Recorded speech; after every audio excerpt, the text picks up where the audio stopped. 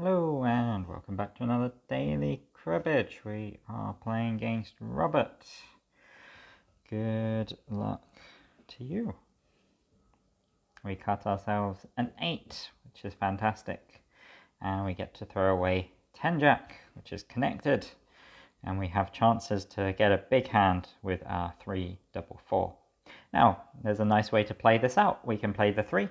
And if our opponent plays another 10, then we can set ourselves up for getting a pair of 4s and 1 for 31, which is a nice little trap to be aware of. And our opponent plays out a 9, giving us a few more points, which does make up a little bit for our underwhelming hand and underwhelming crib. 1 point in the crib. We do manage to squeeze out a few points from that in the end. Okay. We now look at a 4 length run, but we can also put it with a 6, 6-9 to give us for 15. So this one I prefer a little bit more.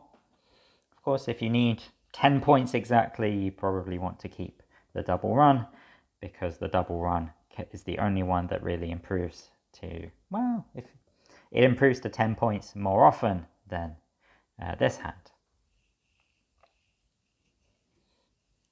And that's because whenever we cut a 6, our hand improves to 9 points instead of 10 points. Okay, well, we got a double run this time, and there is no reason not to keep it. But actually, there are 2 double runs. Do we want to keep the 8 or the jack? I think we want to throw away the 6-8 and try and hit some 7s in the crib. Okay. Well, we don't have a good option here. I think we have to pair this. We fully expect to have an opponent play a triple. And the opponent has shown us 7 jack of diamonds. I'm going to play this 9. And the opponent shows us 6 of diamonds, which, okay, maybe you would expect that sometimes, but I was hoping that our removals of the 6s would have played a role, because we've thrown away a 6 and we've cut a 6 as well. We get 10 points in the crib.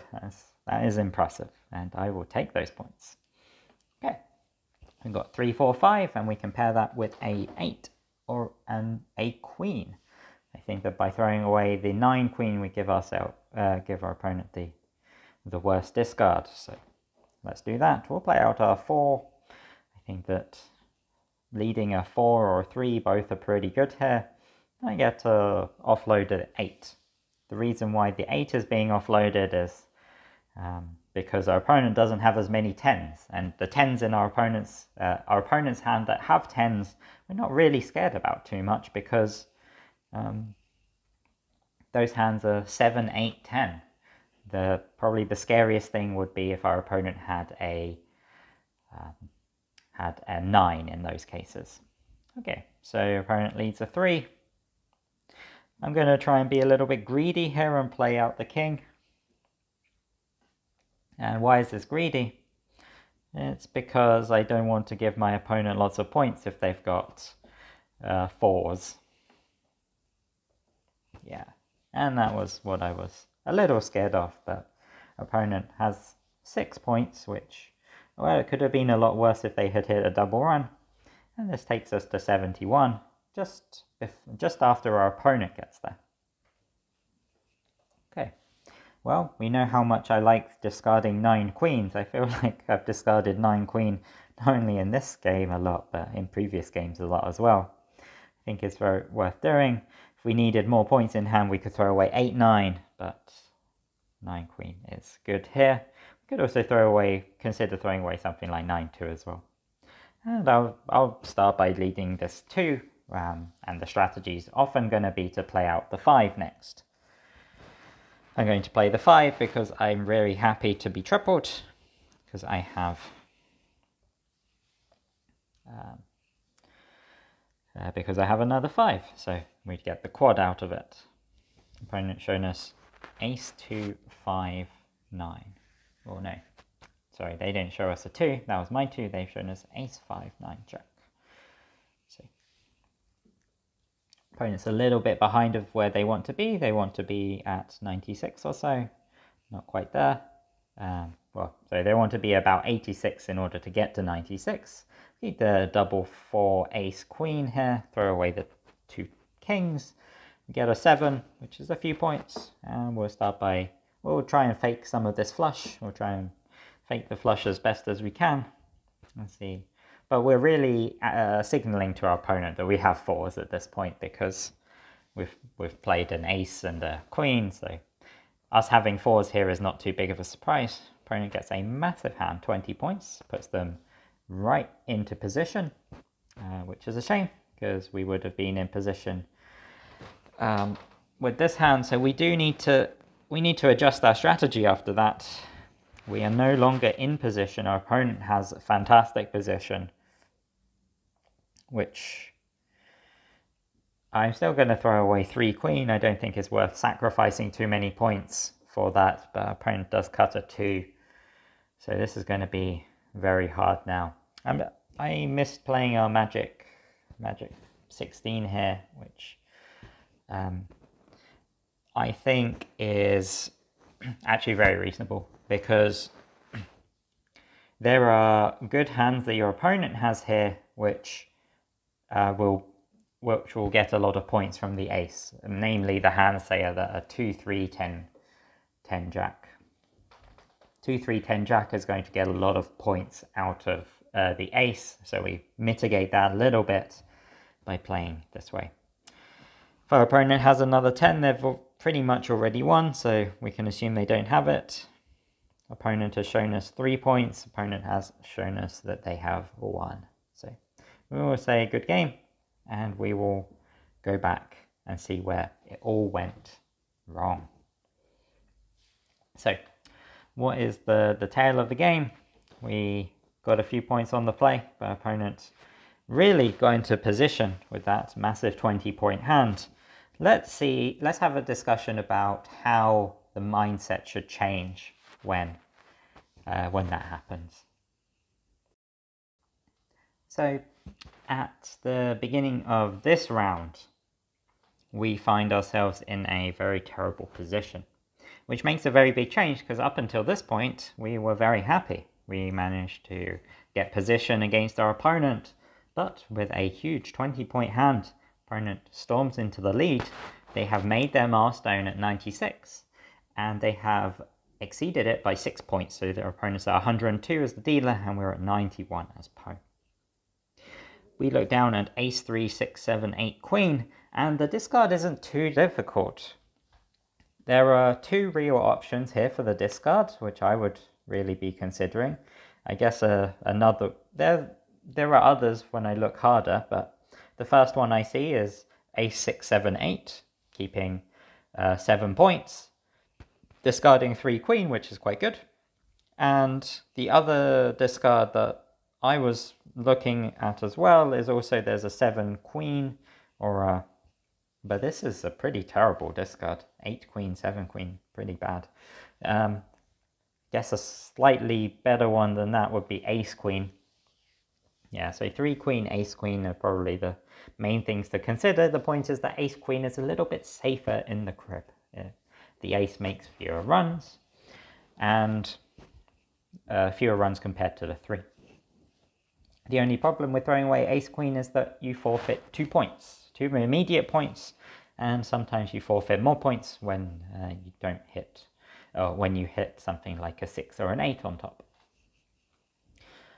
So what's the scores telling us? Well, the position is telling us that we're now behind, and this is the main point that I wanted to address, is that up until this point we had been in a good position, but now we suddenly find ourselves behind. It's important to take a moment and reevaluate everything.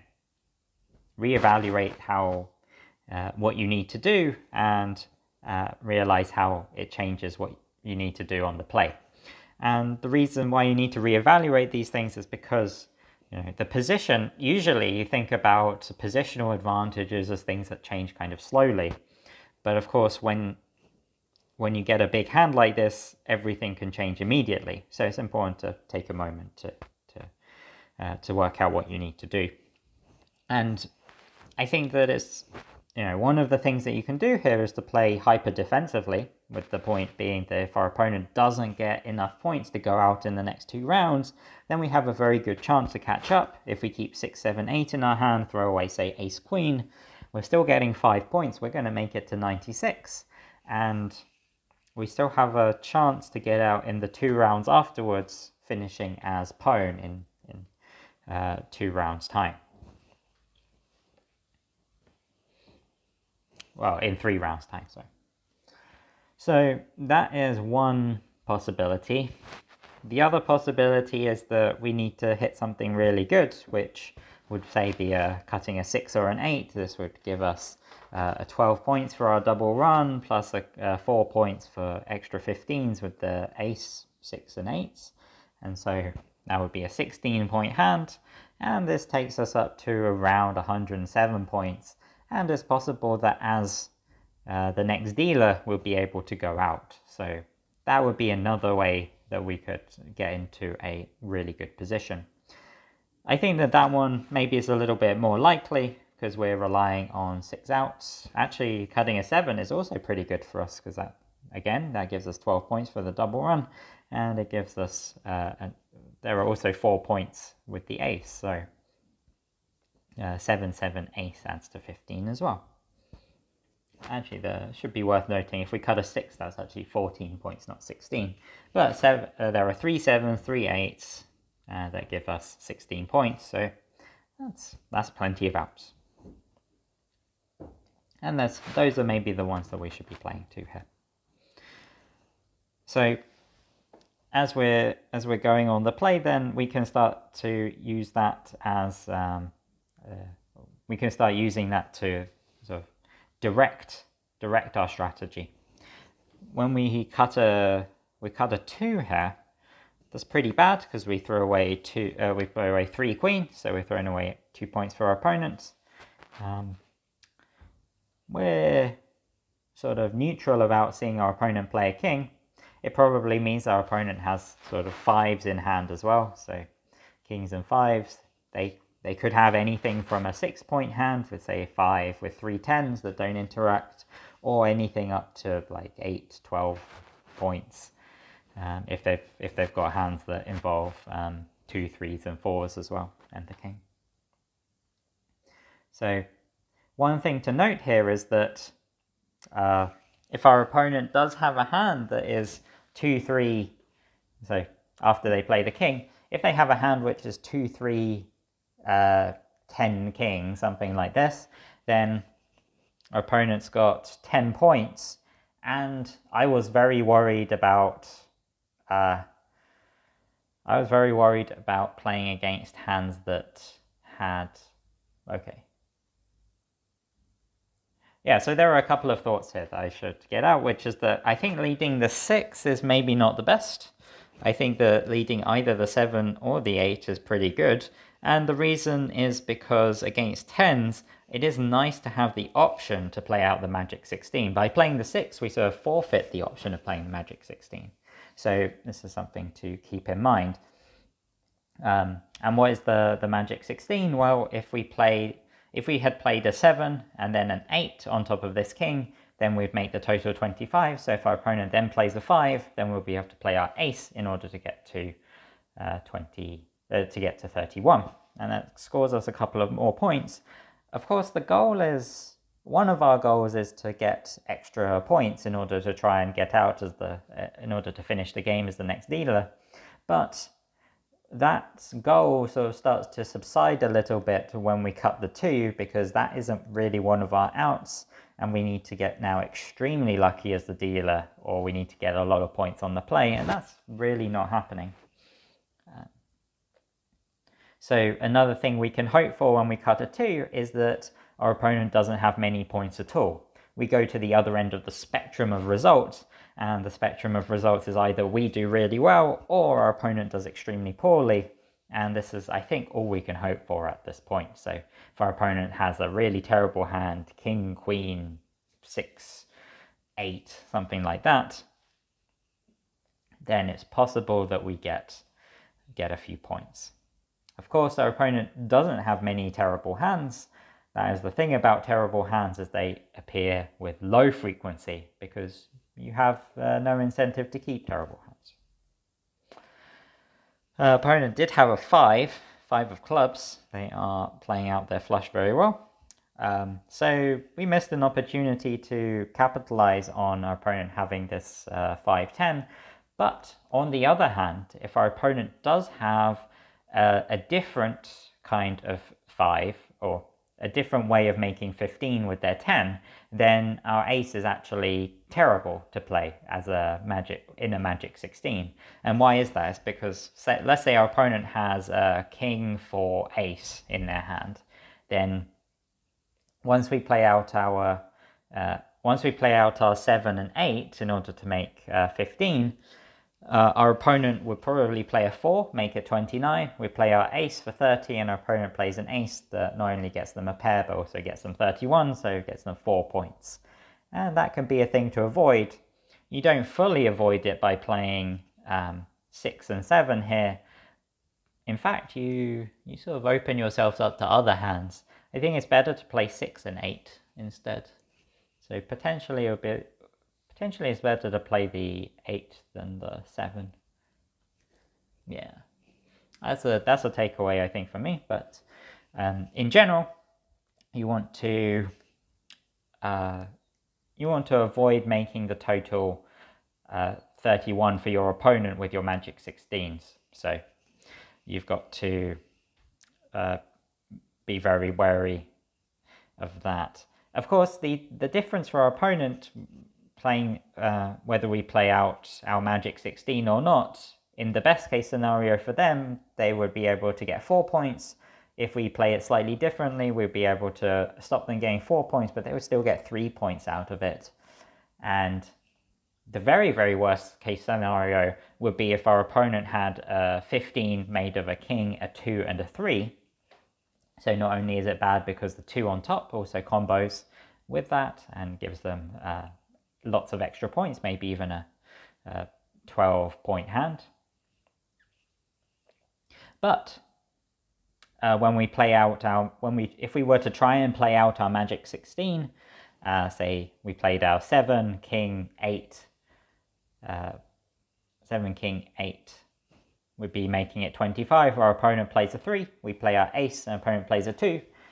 They get 3 points for the run, 2 points for 31, so they get 5 points overall, and we don't get anything. And that's probably the worst thing that would happen to us, and I think we instantly lose to it.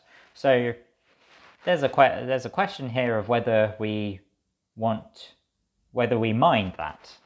Do we mind instantly losing to hands that already have a lot of points? And often the answer is no in these kinds of endgames when you're behind. You don't mind giving up the game completely against certain hands if it makes the probability that you win against other hands higher, or it gives you a chance to score more points against other hands that you could beat. But on the other hand, I don't know if we're beating these other hands anyway, that we're trying to avoid giving points, because these hands are still worth a lot.